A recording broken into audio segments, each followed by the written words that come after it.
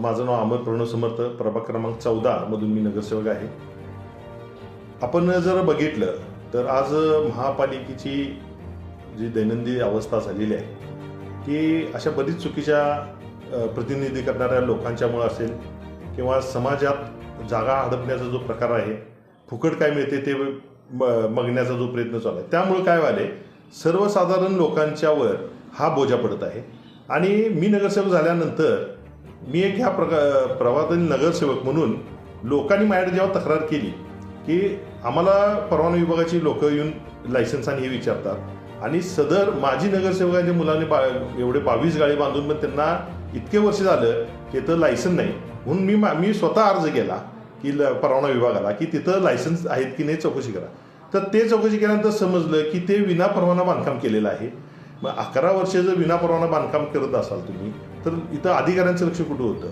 मग तुम्ही असं करायला आहे का की माझी नगरसेवक आहे म्हणून तुम्ही तर दुर्लक्ष करायला काय? मग सर्वसामान्य लोकांना पण वेगळा न्याय आणि पदाधिकारी असणं किंवा लोकप्रतिनिधी असणं म्हणून त्यांना वेगळा न्याय, हा कुठला न्याय दिलेला आहे? डॉक्टर बाबासाहेब आंबेडकरांच्या संविधानात असा कुठलाही न्याय ते केलेला नाही.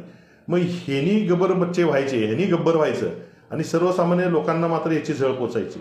जर हेच उत्पन्न मी काल सांगितल्याप्रमाणे करोड रुपयाचं उत्पन्न यांनी 11 वर्षात मिळवलेलं आहे, त्या ह्याच्यात महापालिकेला किती उत्पन्न मिळालं? जर ते महापालिकेला करोड रुपयाचं उत्पन्न मिळालं असतं तर आज घरपाळ्या वाढीचा प्रश्न असेल किंवा पाणीपट्टी वाढीचा प्रश्न असेल, हा प्रस्ताव आयुक्तांनी मांडायची गरजच नसेल. आज कोल्हापूरला हाच प्रश्न आहे. अशा अनेक प्रश्न आहेत की अतिक्रमण असेल, विनापरवाना बांधकाम असेल, विनापरवाना आपण बघितला तर बांधकाम असतील विनापरवाना.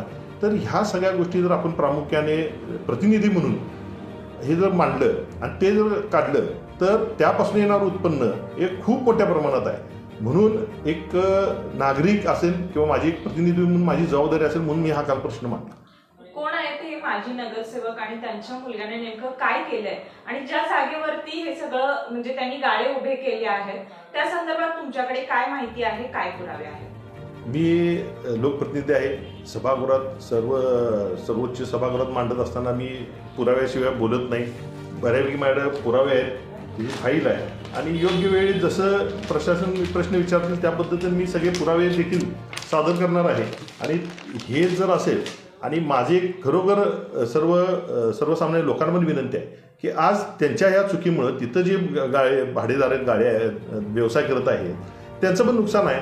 आज त्यांचे गाळे सील होतील किंवा ते विनापरवाना असतील, पाडले जातील, काही XYZ असेल, त्या लोकांचं पण नुकसान त्यांनी केलेलं आहे. त्यांना पण अंधारात ठेवलं आहे, महापालिकेला अंधारात ठेवलं आहे, जनतेला अंधारात ठेवलं आहे. म्हणजे महापालिका, सर्वसामान्य जनता आणि ह्या सगळ्यांना अंधारात टाकून स्वतःच्या घरात प्रकाश पाडायचा प्रयत्न ही लोक करतात आणि अशा लोकांच्या विरोधात हा निश्चित आवाज आम्ही उठवणार.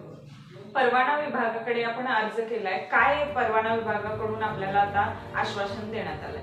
कालच आपल्या सर्वसाधारण सभेमध्ये परवाना विभागाच्या अधिकाऱ्यांनी त्यांना सांगितले की त्यांना ऑलरेडी नोटीस काढलेली आहे आणि त्याचं उत्तर त्यांनी अजून दिलेलं नाही.